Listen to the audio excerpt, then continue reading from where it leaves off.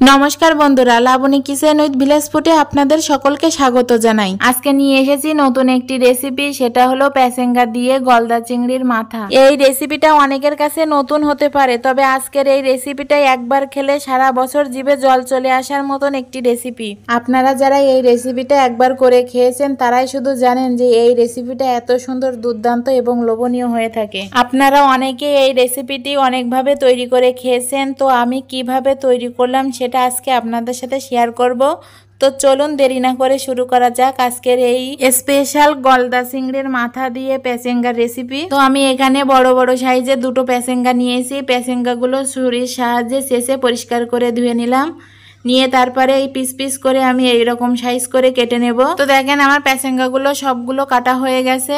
আর এখানে নিয়েছি 6 পিস গলদা চিংড়ির মাথা। মাথার থেকে আমি খোলাগুলো আলাদা করে ফেলে আমি ধুয়ে পরিষ্কার করে নিয়েছি। আর নিয়েছি এখানে 50 গ্রামের মতো ছাটি চিংড়ির ঘিলু। তারপরে আমি প্যানের পরে কড়াই বসিয়ে আঁচ জ্বালিয়ে দিলাম। এখানে আমি পরিমাণ মতো সরিষার তেল দিয়ে দিলাম। আমি সরিষার তেল দিয়ে রান্নাটা করব, আপনারা সয়াবিন তেল দিয়েও করতে পারেন। তারপরে এখানে পেঁয়াজ কুচি, রসুন কুচি আর কয়েকটা ঝাল আমি কুচি করে কেটে দিয়েছি। এখানে কিন্তু আমি কোনো বাটা মশলা ইউজ করব না। আমি এখানে পেঁয়াজ, রসুন, কাঁচা ঝাল বেশ 5-6 মিনিট মতো আমি নাড়াচাড়া করে ভেজে নিয়েছি। পেঁয়াজ রসুনটা যখন হালকা বাদামি কালার হয়ে আসবে তখন আমি এখানে মাছের মাথা আর গিলুটা দিয়ে ভালো করে আমি কষিয়ে ভেজে নেব। আমি এখানে গিলুটা আর মাথা বেশ কিছুক্ষণ নাড়াচাড়া করে ভেজে নিয়েছি। তারপরে আমি এখানে একটা ঢাকনা দিয়ে 5 মিনিটের মতো চাপা দিয়ে রাখবো। 5 মিনিট পরে দেখেন অনেকটা তেল ছেড়ে এসেছে। এই পর্যায়ে আমি পরিমাণ মতো হলুদ, লবণ আর একটু কাশ্মীরি লঙ্কা দিয়ে দেব। দিয়ে আরো 2 মিনিটের মতো আমি ভাজা করে নেব। আর এখানে চুলার আঁচটা কিন্তু আমি লো করে রাখবো, না হলে তলা থেকে পুড়ে উঠবে। এই পর্যায়ে আমি অল্প একটু জল দিয়ে দিলাম, যাতে করে তলার গায়ে লেগে পুড়ে না যায়। এখানে আমার ঘিলু আর মাছের মাথাটা কিন্তু ভালো মতো কষানো হয়ে গেছে। এ পর্যায়ে আগে থেকে কুটে রাখা যে প্যাসেঙ্গাগুলো আমি রেখেছি ওইগুলো দিয়ে দেব। দিয়ে মশলার সাথে খুব ভালো মতো মাখিয়ে নেব। তো দেখেন প্যাসেঙ্গার সাথে মশলাটা আমার খুব ভালো মতো মাখানো হয়ে গেছে। এটা ঢাকনা দিয়ে আমি 10 মিনিটের মতো জাল করে নেব।